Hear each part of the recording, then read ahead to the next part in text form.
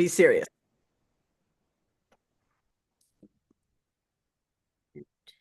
We have Facebook. We're All ready. right. Okay. Well, welcome to History Matters. And so does coffee. Really does. Always. Almost don't need to say it anymore. But um, today I'm going to be talking about opposition parties, which sounds really dry. But what I'm really going to be talking about is how is an opposition party different from our normal politics as normal two-party system, and how might that shape things now? How might that affect what the Democrats are doing? And most interestingly for our audience, what does history tell us about this? So that's what we're going to talk about this morning.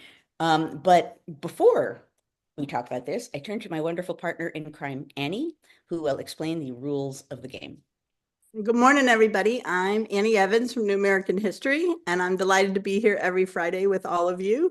As Joanne mentioned, we're going to have a talk today. But while that's going on, we already have a very robust chat going here. If you're on Zoom, if you have questions about today's topic, we would love for you to add those down below in the Q&A. I'm going to come back in about 30 minutes and look for your questions there, and then we'll get into it. Have a good one. And I will say, as I always say, that if you are beaming in for the first time here, say so in chat, because this really is a community. We've been doing this for 248, I forget every week. I think 248 weeks. 247. Okay, thank you, Cece. We've been doing it for 247 weeks. So we really are a community here at this point, and you will get a robust welcome from this wonderful community if you beam in. Okay. So, today's topic is, I can't even remember what I named it at this point, but it has to do with what it means to be, the opposition, the devoted opposition, what it might mean for the Democrats and any party to behave slightly differently in their focus than they normally do under our two-party system. Now, I want to start with what set me off on this trend. I was reading the New York Times while I was sitting on the train, as one is wont to do. And there's an op-ed piece in there by Jamel Bouie titled "Now is Not the Time for Surrender."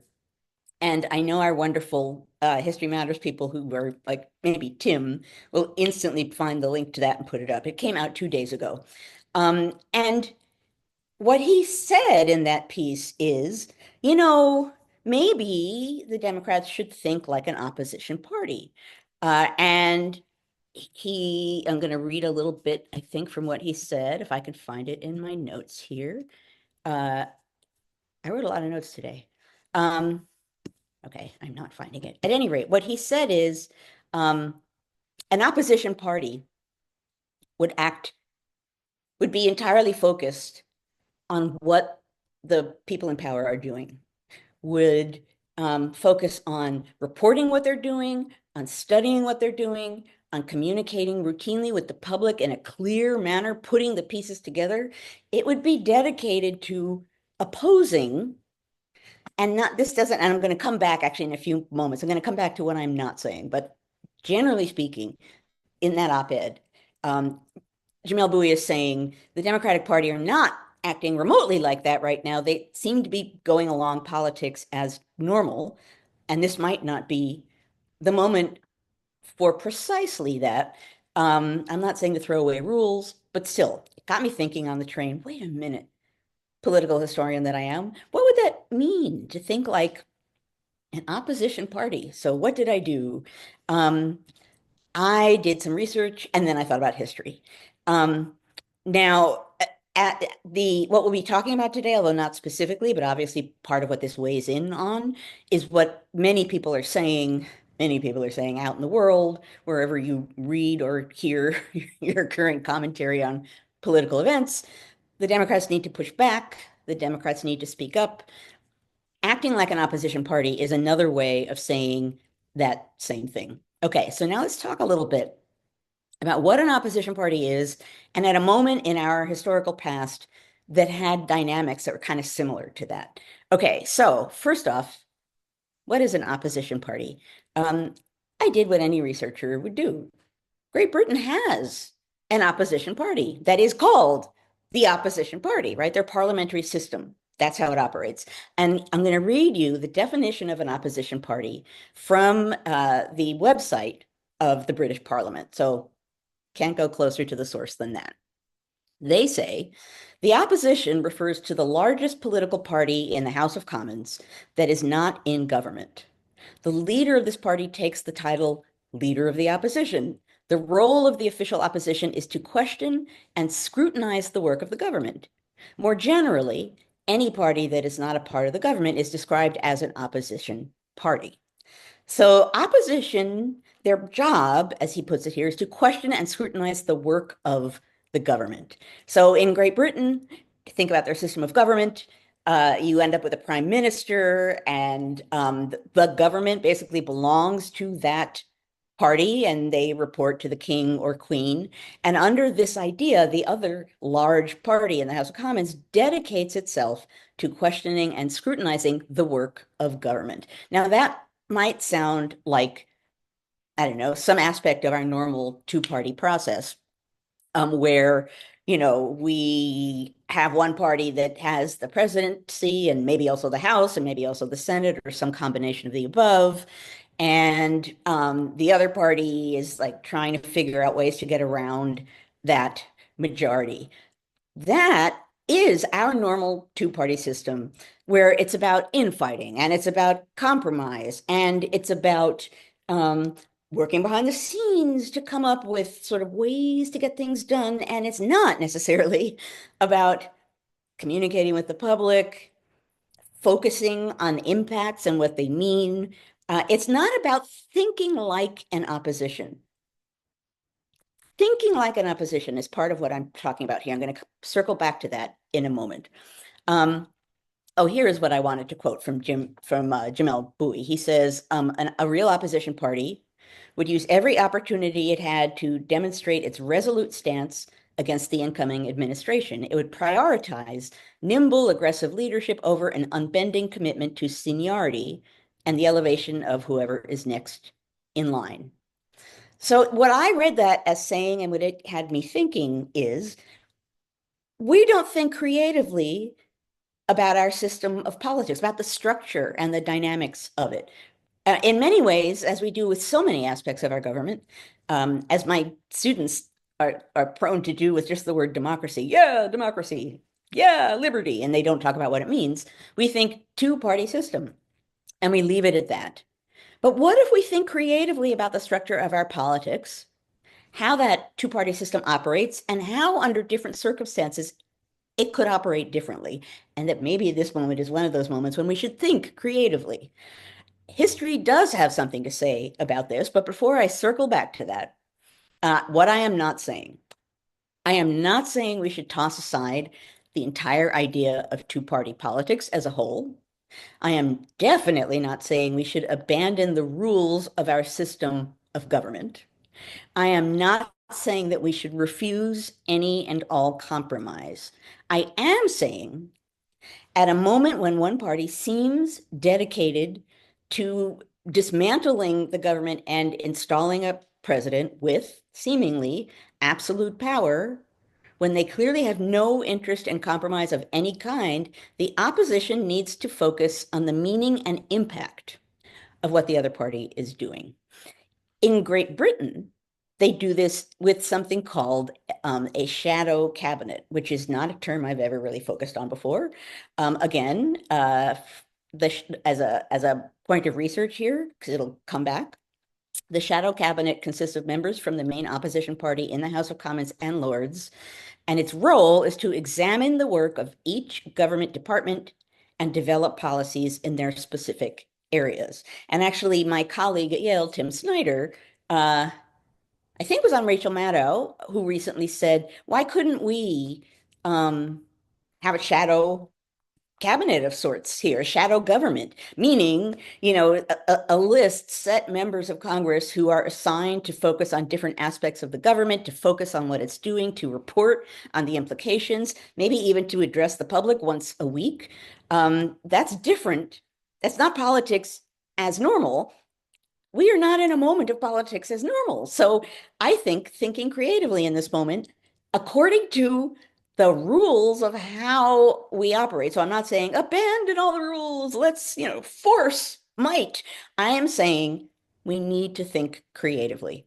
Okay, so now what does history tell us? Okay, I don't know if this will, to me, it was kind of obvious, but maybe that's because of me and my last book. What I want to look at, and the first thing I thought of when I began thinking about this, is the 1850s in Congress.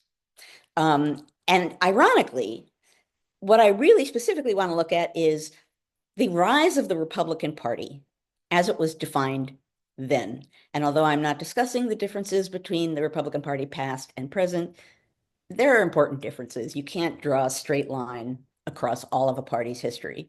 I've now done my duty as a historian. Back to the Republican Party in the 1850s. So in the mid 1850s, here comes a new party, partly from bits of old parties.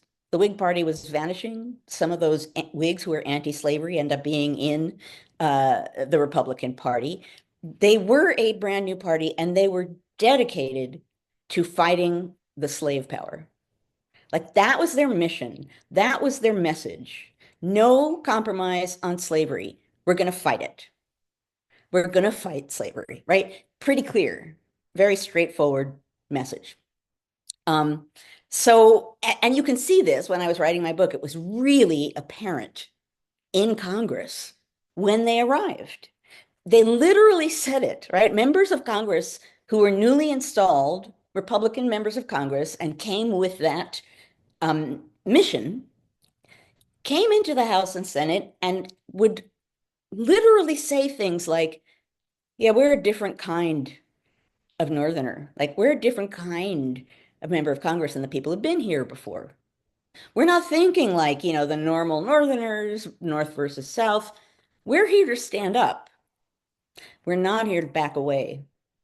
So get used to it because we've got a mission and we're going to do everything in our power to oppose slavery.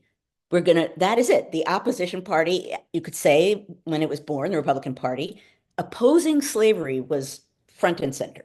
And that's what they did. And they did it, through conventional political means. They did it all over the place. They did it publicly. They had, you know, demonstrations and parades. They did a lot to make it clear that they were a group, that they had a really clear mission, and that they were focused on that anti-slavery and what slavery meant and what it meant to actually fight the slave power.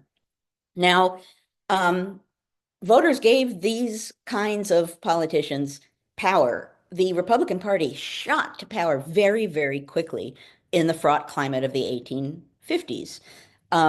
They had a clear message.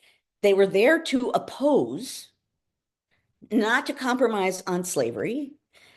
And people voted for these kinds of people with this kind of force of opposition to go into Congress.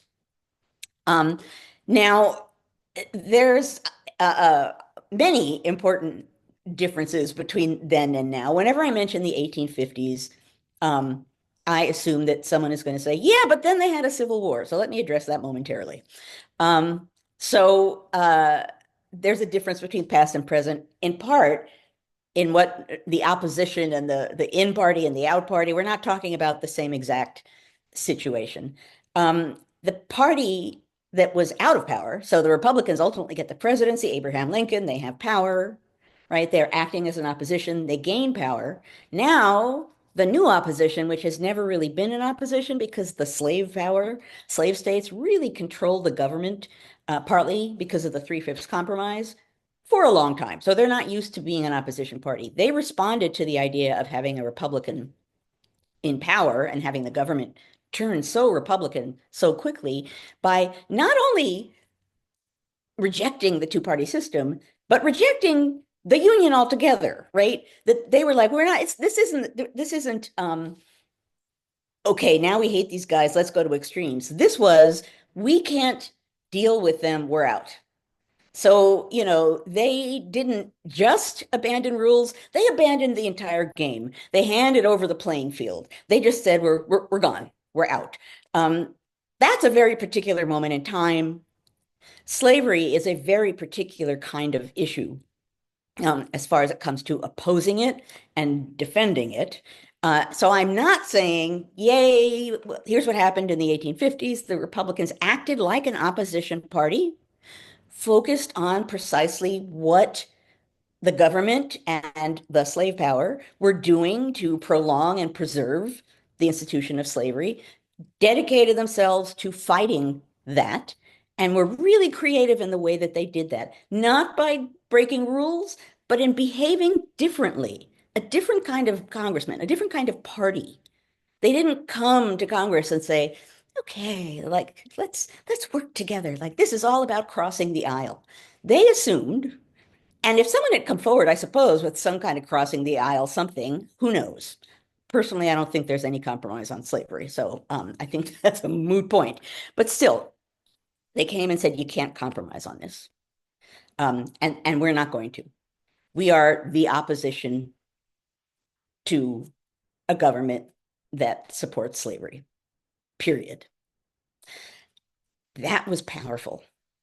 History teaches us that that way of thinking has a power to it, a power as far as being a political force, and a power as far as communicating with the American public in a different way, right? If you think about it, a lot of what we see and hear from people who have political power often is centered on figuring out what the public wants and then trying to play that up.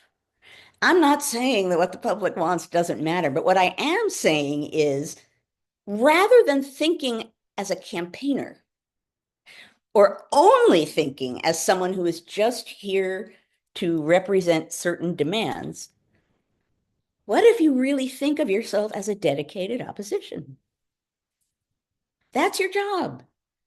Maybe, there are people, Tim Snyder's idea, who are assigned different parts of government that they're supposed to watch, report on, that maybe once a week they come together and talk about in a different way what's going on, what the impact will be. There are all kinds of reasons why this might not work. And I'm not saying I have the solution.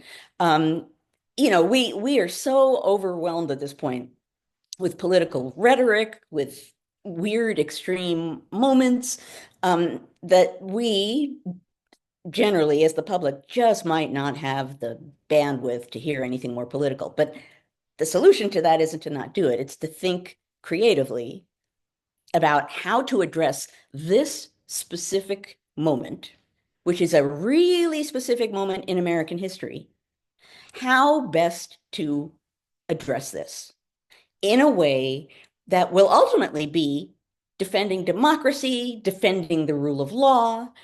They won't be violating that. But rather than doing, and I will point to myself, right? For years, I've been saying, but democracy, we're going to lose democracy.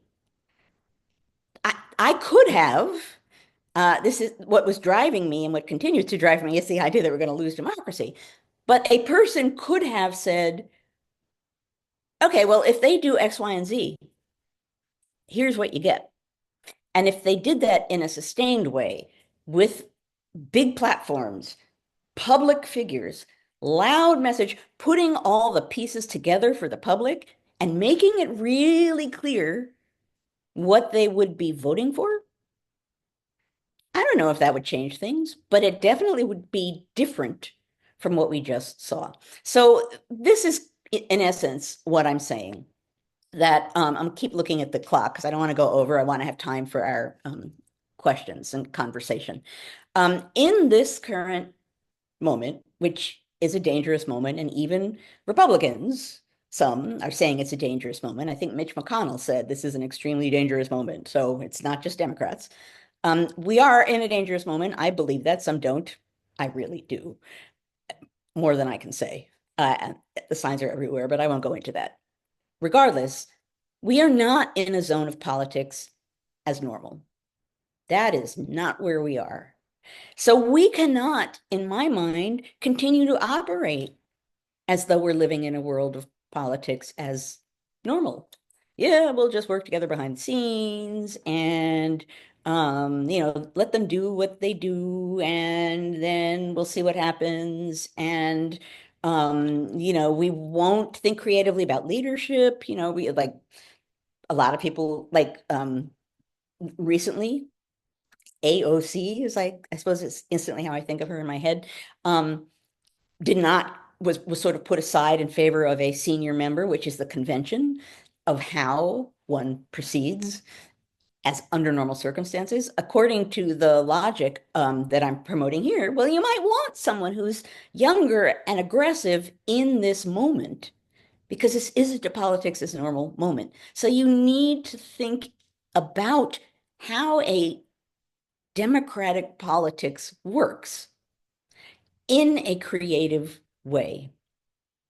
If you're facing extremists, if you're facing people who truly are undermining some fundamental aspects of democratic governance, accountability, the structure of the government, the rule of law, free and fair elections, if that is all true, then the opposition party needs to focus on this moment and how to respond best now, with the goal of pushing back with force and focus in a different way. I really, tradition and the structure of American politics, precedents and any number of other things are essential to systems of government and certainly to ours. But I think we've been coasting along on of courses for a while, and this is such a different kind of moment. And I'm thinking in my mind already, people out there saying, we've had parts of this before.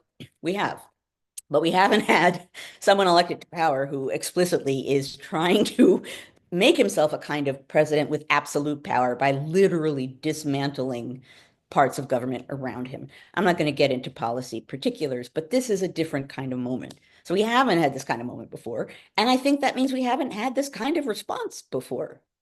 So I suppose what I'm saying is what history tells us is that what you need to look at the moment you're in and think creatively about the best way within the basic rules of the existing system, not turning to force or violence, the best way to address this moment. And if you believe that your opposition is literally trying to dismantle democratic governance, not as a talking point, not as rhetoric, but if you truly believe that and you're in office, then you need to think about what that means and what's the best way to structure a response.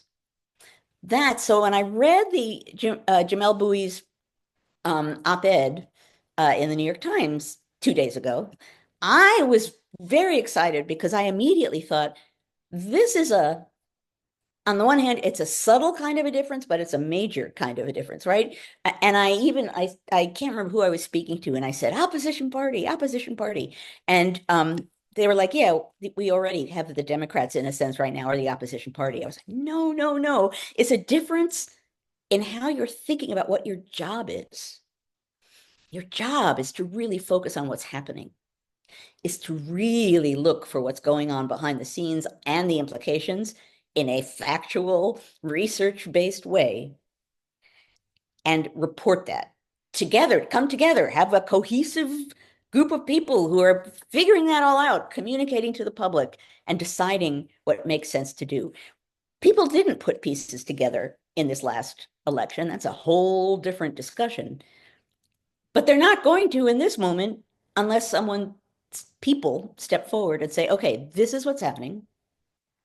Here's particularly what it leads to. Not, again, I keep saying not violence because I'm a historian of violence. And I can tell you, really, really bad things happen. So we don't want to go in that direction. But thinking like an opposition instead of thinking like part of the two-party system, I think that's a subtle but actually really important difference. Okay, now I actually made it to 1 minute early, and I'm going to stop. And not only because I want to get to your questions, but I'm really interested in what you have to say. Um, because this got me pathetically excited on the train. I was like, wow, this is, I never thought about party politics this way. This is different. And so I wanted to share that with the wonderful community here, and see what you guys had to say. Okay. Um, Mug, thank you. So for those of you who are here now and haven't been here before, for all of the weeks that we've been doing this, I have a mug that in some way or another reflects what we've been talking about that week. I'm in New Haven. I'm not in New York. I do not have my huge mug collection, so I'm apologizing in advance that I only have a couple of mugs. Although I got two new ones this week, and you will see them soon. But this one, how can I not use this one? Yeah, that's a good one. When we fight, we win. Think like an opposition. That one's pretty direct. Okay. Cheers to that one. All What, right. okay, go ahead. Let's see. Oh my gosh, we've already got 14 questions. Okay, let's hit it. Um, uh, Catherine writes, can Americans really embrace an opposition position? Well, I think it depends on what it means, how it's thought about, how it's structured. I don't know the answer to that. So, I'm going to be very straightforward in saying I just, that op-ed and I suppose Tim Snyder are suggesting a different way of thinking. And I don't know what Americans will think about that. I think it depends on how it's how it is thought about by the people who are going to do it, how it is or isn't structured, and most particularly, how clearly the people who want to think that way are making it clear that they're not abandoning democracy. They're not going to say no rules. They're not, kind of where I started in my comments. Well, here's everything I'm not saying. If Democrats in power or any opposition party are able to explain, as hopefully I just did here, the slight shift in thinking about really focusing on highlighting what this government is doing, maybe they could. I mean, if you think of it that way, rather than focusing on two-party politics behind the scenes, what if the opposition party, in this case, the Democrats, really focuses on what's going on, really focuses very specifically, scrutinizes what's going on, reports factually what's going on, and then discusses with colleagues in the public what it means. Our Not, good friend Lawrence says it's a new mug. Think like the opposition. oh, we're so good at making mugs. Mhm. At any rate, I don't know if Americans are ready for this. I am not a politician. But I think thinking creatively in this moment is important. Yeah. People are mentioning people like AOC in the chat. Right, I had right, mentioned Jess Piper's Substack. I don't know if you ever read anything from Jess Piper in Missouri, yeah. but she's kind of been writing about similar things as Bowie. So, all right. Our good friend Troy asked, is Elon Musk's influence proof that campaign finances should be limited to public funds? Oh, wow. That's a different topic. But I will address very briefly Elon Musk. Um, if you want to highlight the ways in which this is not a typical political moment, I mean, there have been money men in the past who've influenced government. This whole situation where there's a billionaire who, in some ways, helped buy the election and now is issuing orders. There are all kinds of people now saying, President Musk and Vice President Trump. Um, this is another way in which this is a weird moment, and with some pretty extreme implications. So, as far as Musk is concerned, that actually kind of makes my point. And I think most Americans, again, what the heck do I know about most Americans? But that pretty much stands out as something extreme. Some people might like it and say, he's a brilliant man. Good. Trump needs guidance. Okay. But it certainly isn't normal. And so I think he's a great example of the need to address the the weirdness of now, because we are living in strange, dangerous political times. Yeah. All right. Deb, who joins us frequently, Deb Pomerantz asks, after Obama was elected the first time, Mitch McConnell said something like, our job is to make sure he doesn't succeed. The Republicans proceeded to oppose everything. This turns out to be effective, although not necessarily good for America. To what extent is that what today's Dems should do? Well, that's actually not what I'm saying. Read the way it was phrased, opposing. Referring to McConnell when Obama got elected, saying our job is to make sure he doesn't succeed. And Right. she That's different. To make sure that they don't succeed.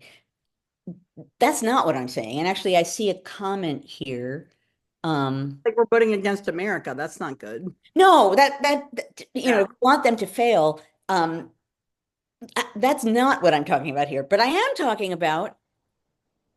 about exposing, focusing on what is actually happening by scrutinizing it, by getting the details. I see,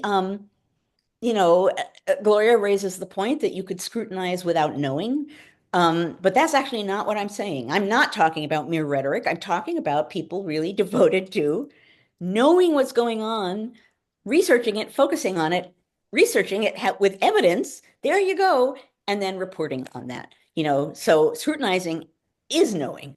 I don't think that, that's not, when I was thinking about this yesterday on the train, on the one hand, it had me very excited because it's such a clear way of thinking about how an opposition party or how the Democrats could act differently in this moment, but still within our political system. That was exciting to me. On the other hand, I also thought this could be so subtle that some people might not get it. But that question is a great example of that. I'm not saying whoever it doesn't have control of the government should make sure that they fail.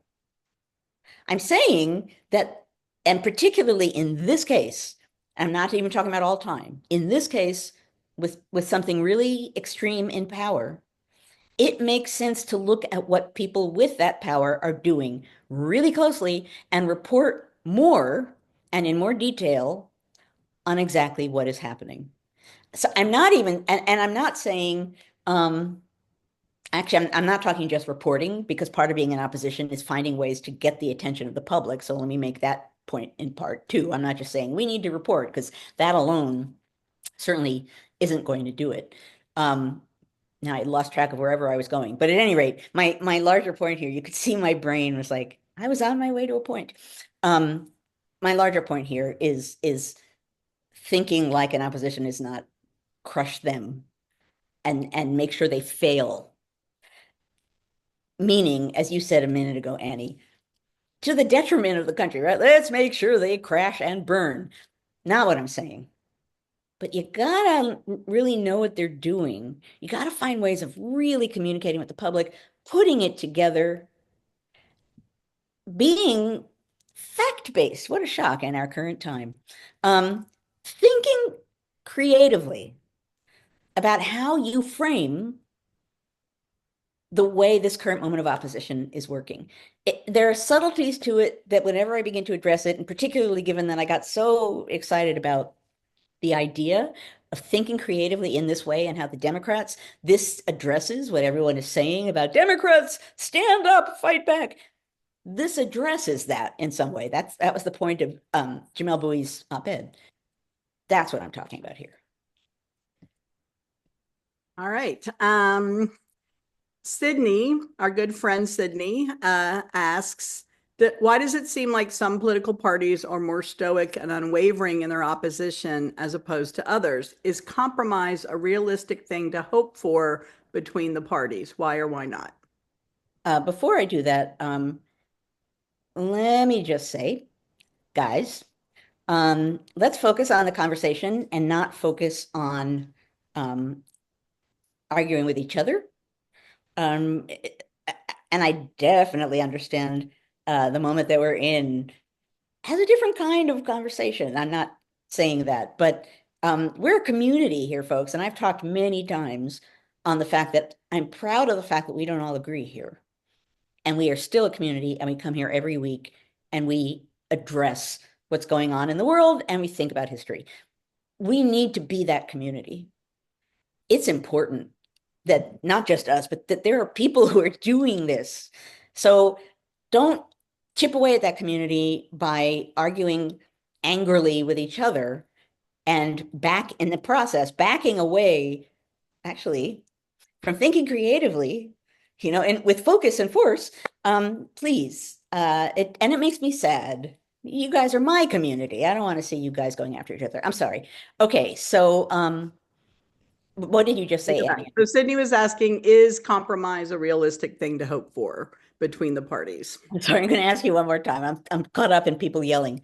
Um, one Okay. more time. Sydney's asking, is compromise between the parties a realistic thing? And just for those of you who are new, Sydney is one of our favorite college students who joins us every week. And Sydney, when you put that question in my head, I'm thinking her generation, younger ones, have never seen a form of government when parties could do some compromising and get some work done. It's been so long since we've had a functioning Congress that actually was trying to get something done instead of trying to beat the other side. So that's And a this great question. It also is a makes me great sad question, that her Sydney. generation doesn't even have a recollection of that. It's a great question, for sure. And it gets at a different point, which we could talk about another time, which has to do with the generational implications of politics, right? If you have an older generation of people who it has always been in power and remains in power, of course they're going to think about how things have always worked. Why would they not? That is how things have always worked. It makes perfect sense. But that might be precisely why, if you're thinking creatively, you might also want to give some power to people like these people Sydney is asking about, who come from a different place, have a different understanding of how things operate, and would bring new ideas to the table, right? I just think we have to be creative in our thinking right now. I don't think that's shocking. Is compromise really possible? I don't know. But I think that it's supposed to be. We're supposed to be a system grounded on debate and compromise, right? People actually debating issues, and then ultimately some kind of compromise being formed, sometimes a compromise that nobody likes, but still they've managed to do something, and that's good. And if that can happen, it should definitely happen. But there are some moments, and ultimately slavery is an issue, where you're just not going to compromise on it. You just can't, right? And America tried. Compromise of 1820, Missouri Compromise. They kept saying, we're going to compromise, we're going to figure it out. And ultimately realized, yeah, no, no, you can't do that. It doesn't work. We're going to make a decision. So, can there be compromise? Yes. Should there be compromise? Sure. Does that work in this moment? I don't know. But what I'm saying is, please don't assume that it does. Please look at this moment, think creatively, and imagine, shockingly, that perhaps compromise is just not going to be possible. Perhaps there shouldn't be compromise with some aspects of what would be going on in the opposition. So you guys are asking really good questions, which is a Right? fun and wonderful thing. Yeah. All right. Gloria says, our country is not a parliamentary system. It is built on compromise. Are you abandoning the attempt at unity? No, and that's a really good question, Gloria. And I thought about it when I was making up my comments, which is why I kept saying I'm not saying to abandon the two-party system. I'm not saying to have like a formal, we are now the opposition party and there shall now be a shadow cabinet. I'm not saying that I want wholehearted change of structure. I actually think you could be an opposition party and be in favor of unity, right? You could be an opposition party and say, well, if you propose this, then these populations are going to be in big trouble. Um, that's not unity, right? I don't think opposition and I don't even want to say disunion.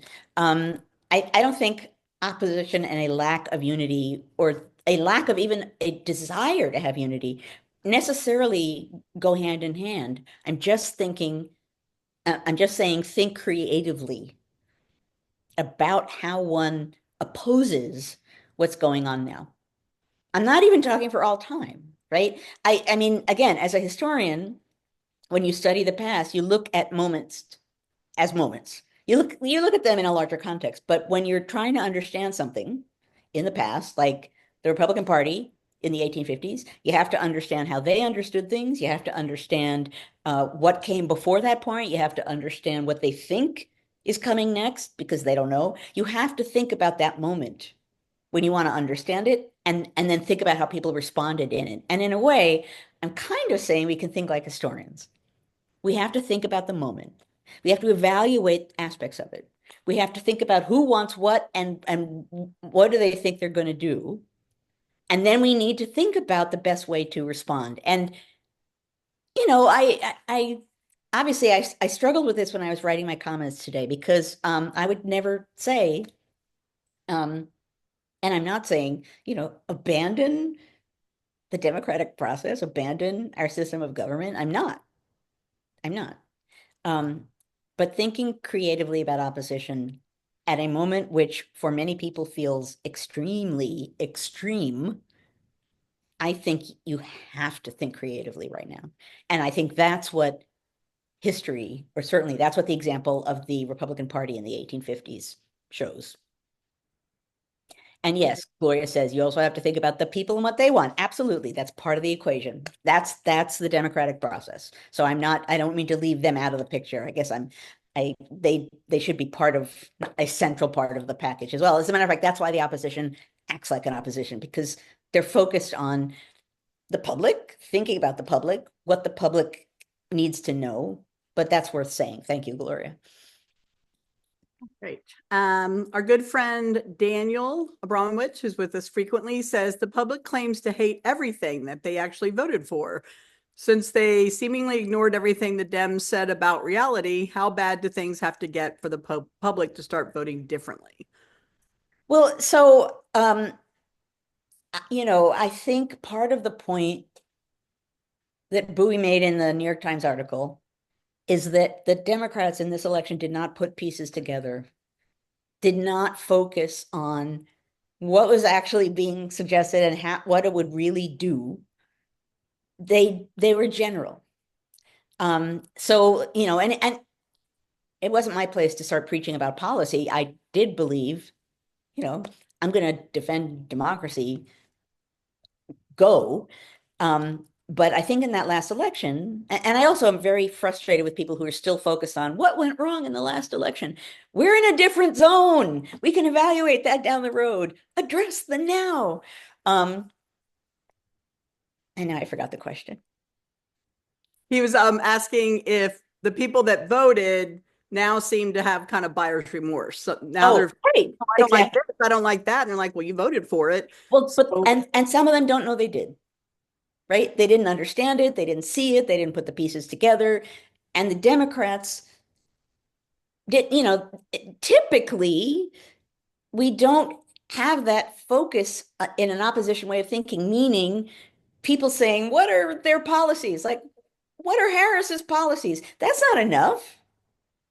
Like, people were saying we need to know what their vision for the nation is. Even that isn't enough in a hazy kind of way. I think right now you have to think in a different way and you have to communicate in a better way what's going on and what you represent. all right. Oh, and I wanted David said, let's compromise on who we send to represent us. Well, that's kind of why I hit on the Republican Party of the 1850s. People voted those different kinds of congressmen into power because they ran, campaigned on the fact that we're a different kind of politician. We're here to stand up and push back. You want that? Put us into office. And boom, they got a lot of power. That's what I'm saying. All right. Laura Nivens asks, I too am excited about the prospect of an opposition party. Are there enough strong leaders in our government to overcome the gerontocracy who's been blocking them? There seem to be too many who want to cross the aisle. I can't absolutely answer that. What I will say is that yes, we are looking in a kind of blazingly apparent way at the system as it has always operated, at the seniority in that system operating as it has always operated, at just the ongoing understanding of this is how things work. And if that's the case, it's going to be hard to get younger voices in positions of power. I think there are many, I saw whizzing by me in chat, there are many people with, if you're talking about it right now, the opposition, there are many people in the Democratic Party who are great in different ways, right? And all the names that you were throwing out here, AOC and Jasmine Crockett and all of these names of people, Jamie Raskin, who are really assertive and different and younger and are responding differently to this moment. I think that's healthy. I think that's good. I don't know how we get the people who are absolutely committed to how it has always been, even just in dynamics and thought. I don't know if it's possible. I mean, I really don't know. It's part of why I'm here saying this, right? It's because I think this is a really important idea, and it would be good if people thought about it. It would be good if people evaluated it. It would be good if it got out in a way that it got beyond, yeah, whatever, and people actually thought, huh, like maybe, and I'm not even saying toss all the old guys out. I'm saying let some young voices in. Don't assume that right now seniority is the be all and end all as it has always been. Although I read something, I don't remember where I read it. I read something in which someone said, hey, a real plus side of the fact that the people in power, generally speaking, are older is that they remember polio. They were alive when it happened. Mhm. Relatives had it. So, again, I, as a 62-year-old person, would certainly never preach throw out the old, bring in the new, but allow some of that new talent, bring their voices to the table.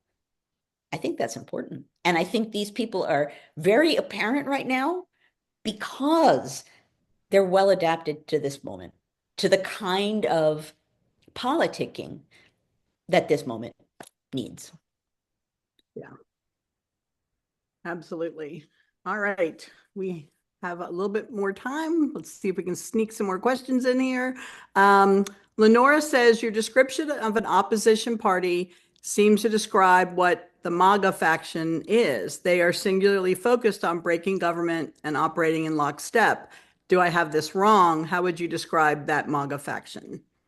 Well, they are certainly not willing to compromise, but they're also not playing by the rules.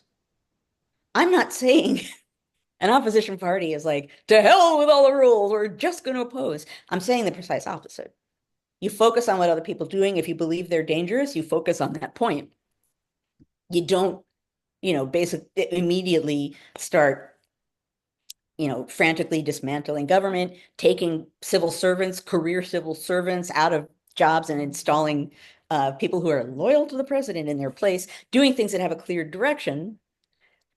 So being in opposition doesn't mean doing whatever it takes to get power.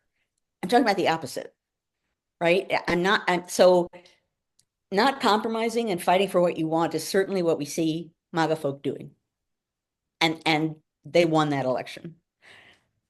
What I'm saying is their opposition needs to focus on this moment, not only on what does it take to compromise, but on specifically what are they doing? What is it doing? How can we explain to people what that means and how that works? If doing this, I don't think this is going to happen, but if, people doing this and really focusing on what they do and coming forward and saying, if this happens, then this happens, would lead to MAGA folks saying, okay, fine, we'll compromise. I'm not saying compromise is bad, but I am saying opposition needs to be programmed in as a way of thinking before you decide on a course of action.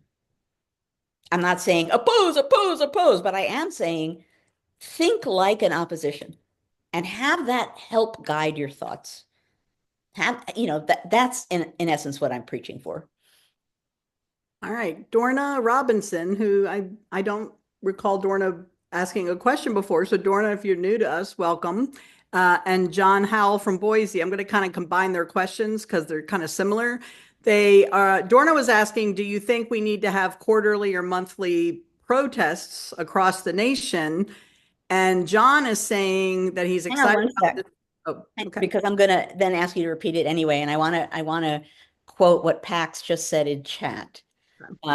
She said, Joanne, I think what you're saying is that currently Dem Congress critters seem to be reacting, but if they are thinking like an opposition, they would plan and have a strategy.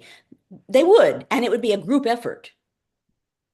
So that is part of what I'm saying for sure. That you can't just be reactive in this moment. You have to be organized. Again, acting like an opposition. Go read Jamel Bouie's article and see how he describes this. I'm not as focused in this conversation on here's what the Democrats should do. I'm just talking about how a change of mind might help things. But part of it very much is having a plan, having a strategy, coming together, having a message, broadcasting what's happening and what the implications seem to be in a way that is not going on right now. So yes, I agree with that. I'm sorry, go ahead. Okay. So Dorna was asking, should we schedule like these monthly or quarterly protest marches across the country? And John Howell in Boise was saying that it needs to be more than a Hakeem Jeffries weekly press conference, right? Like Yes. it's not going to be enough. So No. I'm going to combine those questions because they're similar. Yeah. So I don't think a weekly press conference where someone stands up at a podium and says, blah, blah, blah, blah, blah. I think that's good. I vote for that, right? We deserve to hear people of different politics telling us what they think. That's good. But what I am saying, and this is precisely why thinking like an opposition is different, you got to think about how better to get out the messages that you want to get out rather than standing at a podium and having a typical press conference. And I don't know what those are. I'm not a political strategist, but like maybe you have like, I don't know, something called some snappy name. And like every Wednesday at whatever o'clock, you have a group of people come and say, we've been thinking about the government this week, and here's where we are. Wouldn't that be interesting? That'd be much more interesting than someone at a podium. And if you knew, it was every week, it was a certain time, and a group of people came together and talked in a cohesive way about what they thought happened based on evidence, not everybody would watch that. Not everybody would care, but that would not be the same thing as someone at a podium at a press conference, which I'm not saying that's bad. It's good, but that's not what I'm talking about for right now.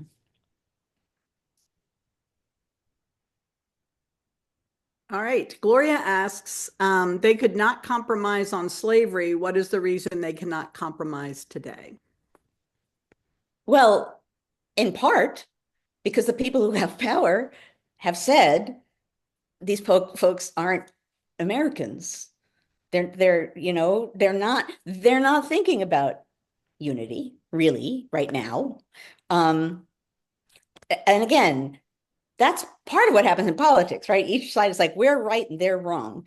But when you dedicate yourself to not compromising at all because the other side doesn't count, that's not democratic thinking.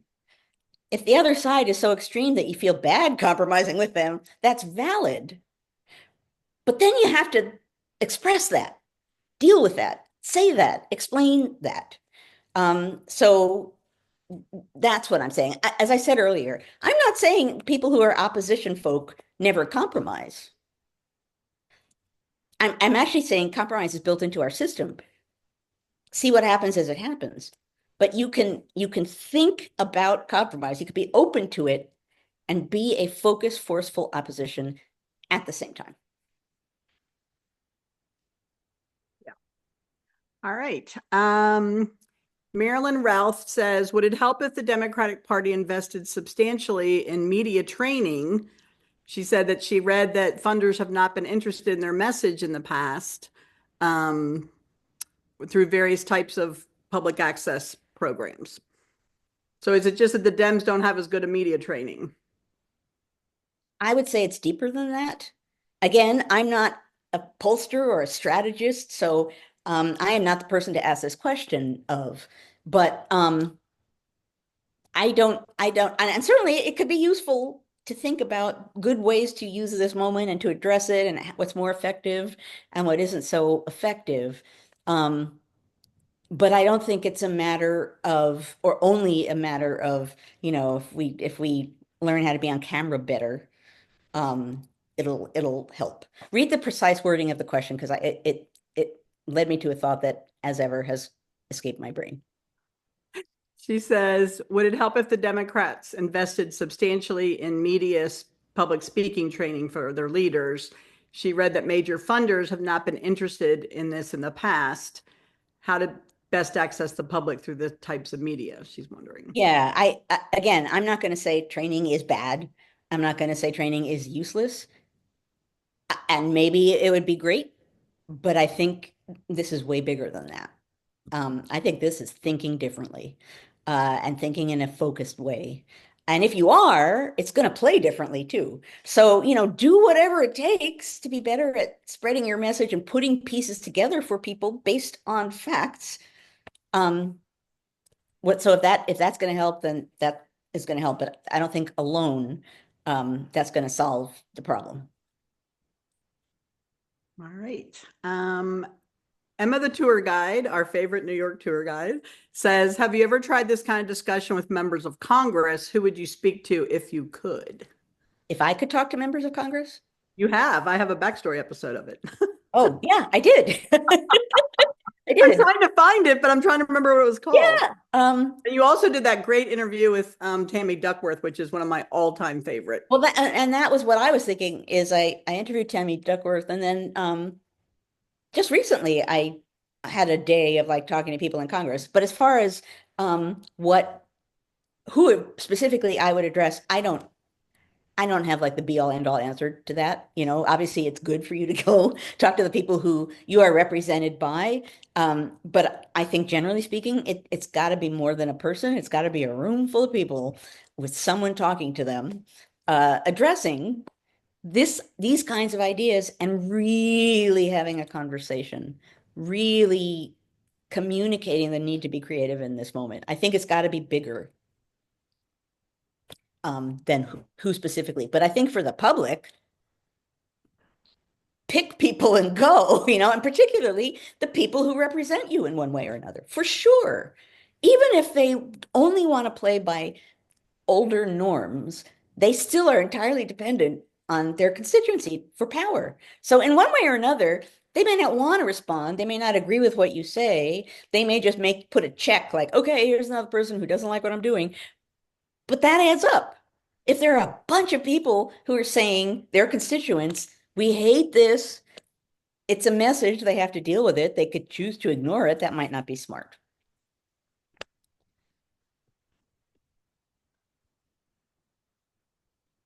Yeah. I'm trying to catch up. I mean, and I should say to folks who are not normally here, this is a community and the chat is always amazing. And sometimes it goes so fast, which is why when I'm doing this, I'm like trying to catch up because people not only are asking good questions, but they're making really good commentary.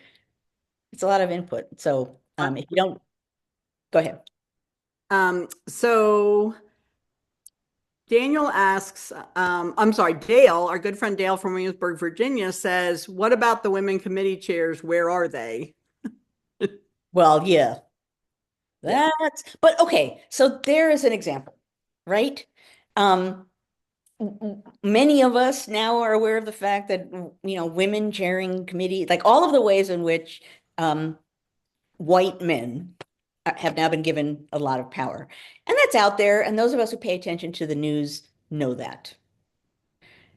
What if someone pointed that out as part of a bigger message? What if someone said, Congress is supposed to be representative, and here are the faces of the people who now have control. Here's what it looked like before. What does that mean? And um, when I interviewed Tammy Duckworth, and I said to her, if you could do anything, if some magical genie came and said, "Here, change something in Congress," what would it be? She said it would be giving chief of staffs positions in Congress for members of Congress to at least some of them to people who are not necessarily just white men. If you have a woman in that job, if you have a person of color in that job, they will prioritize different things for you, and you will be exposed to different kinds of information.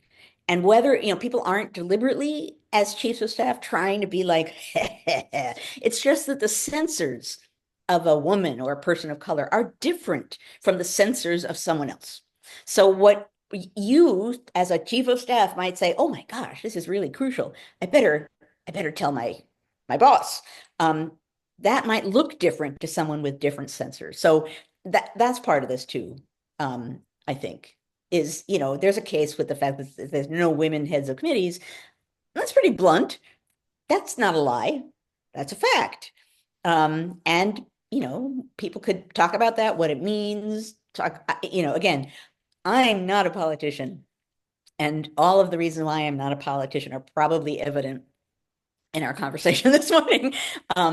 But thinking a little outside the box creatively, I can at least say that seems to me pretty necessary. All right.